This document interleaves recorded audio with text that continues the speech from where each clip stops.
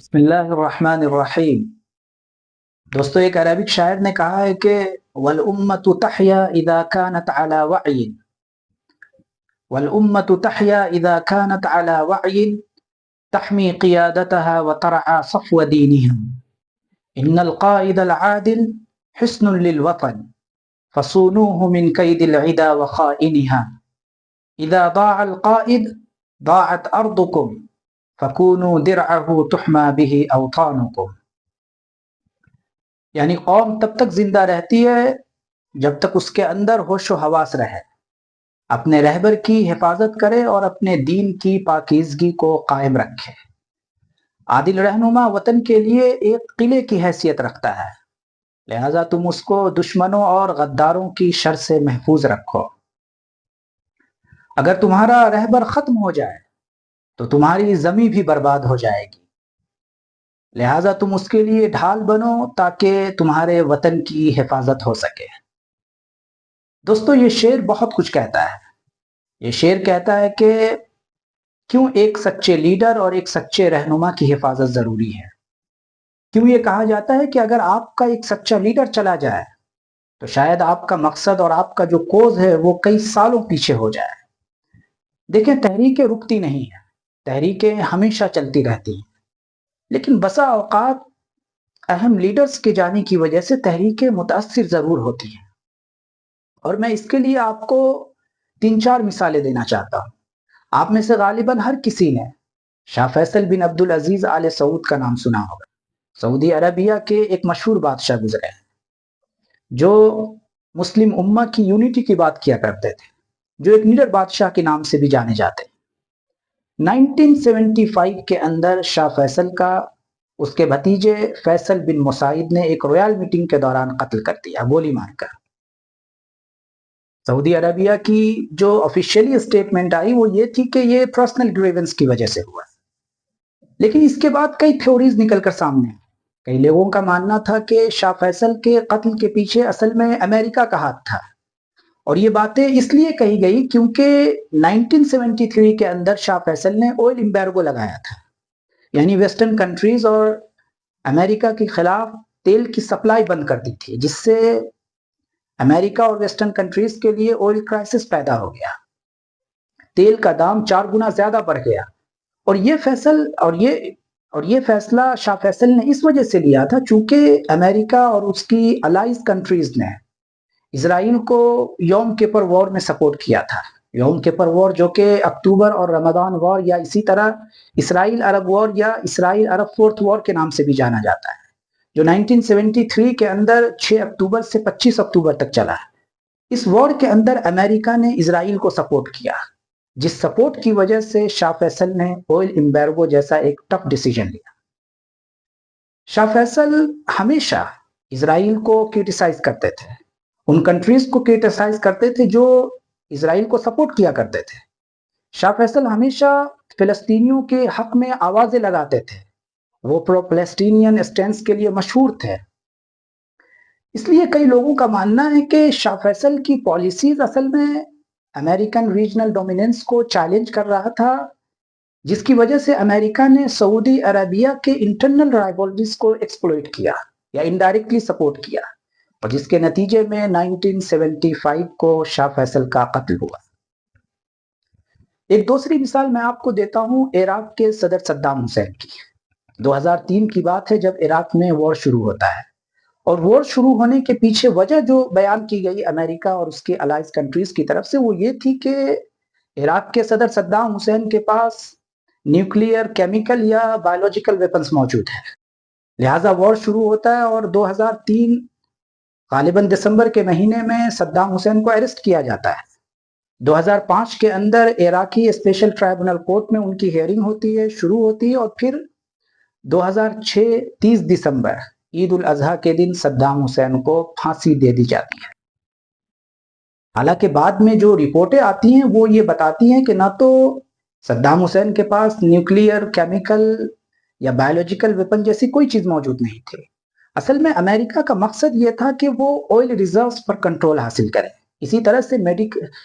سے middle asset کے اندر اپنی جیو پالیٹکس کو وہ اسٹرانگ اور مضبوط کرے۔ ایک تیسری مثال میں آپ کو دیتا ہوں مصر کی۔ 2012 کے اندر پہلی مرتبہ جون کے مہینے میں محمد مرسی پہلے ڈیموکریٹیکلی پریزیڈنٹ الیکٹ ہوئے۔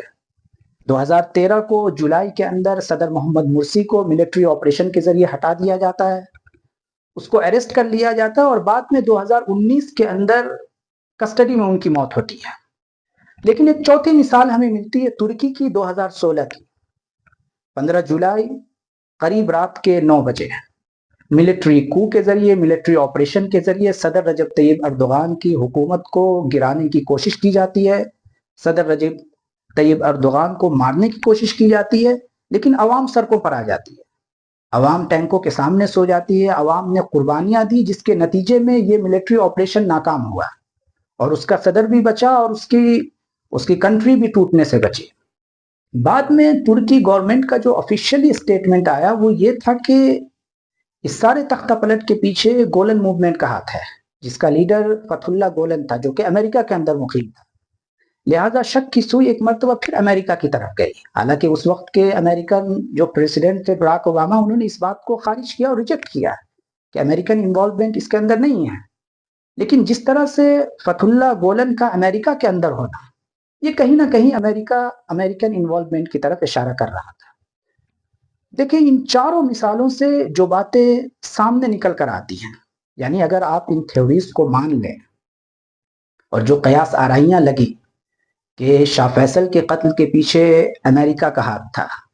عراقی صدر صدام حسین کے پیچھے امریکہ کا ہاتھ تھا،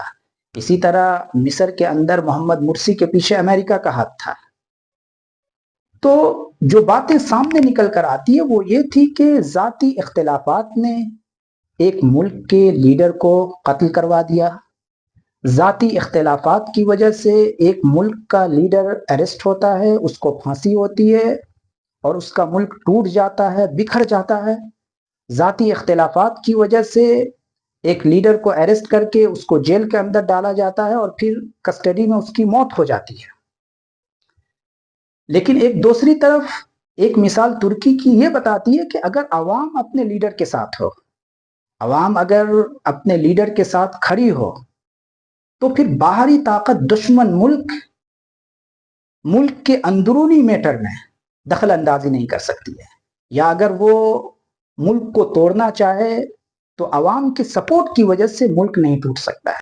یاد رکھیں، اگر آپ کے ذاتی اختلافات کی وجہ سے یا آپ کے پرسنل ڈسپیوٹ یا انٹرسٹ کی وجہ سے اگر آپ کا ملک ٹوٹ رہا ہے،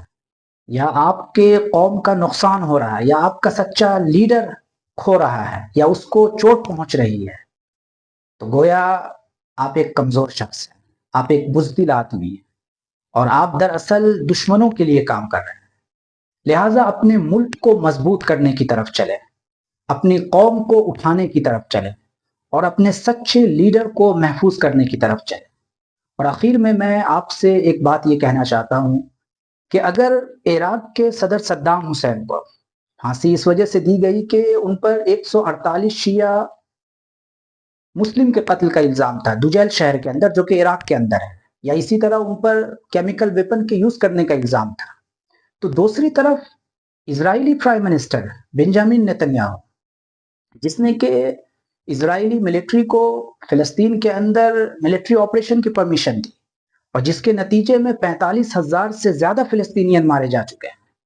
یو این کی رپورٹ ہے 18 دسمبر کی کہ 45,000 سے زیادہ فلسطینین اب تک مارے جا چکے ہیں۔ اور جس ملٹری ایکسرسائز کو ہیومن رائٹس واچ نے، یونائٹڈ نیشن نے، اسی طرح سے ایمنسٹی انٹرنیشنل نے وار کرائم کہا ہو، جس کے بارے میں یہ کہا ہو کہ یہ کرائم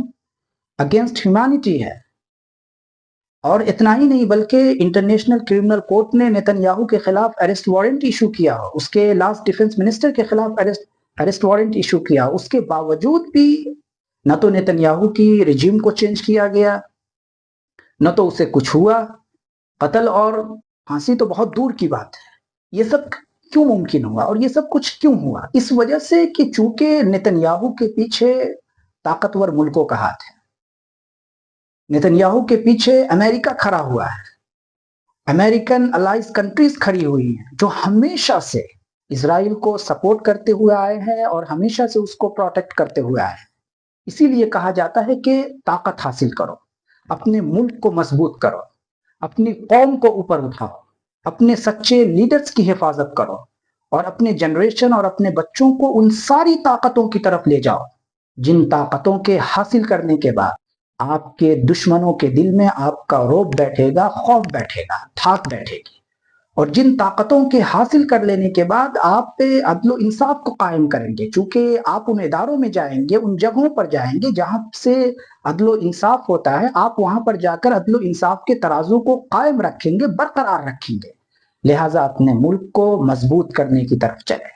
اپنی قوم کو اٹھانے کی طرف چلیں، اپنے سچے لیڈرز کی حفاظت کریں، اپنا بہت خیال رکھیں، اور اپنے ملک کو محفوظ اور سیکیور کریں۔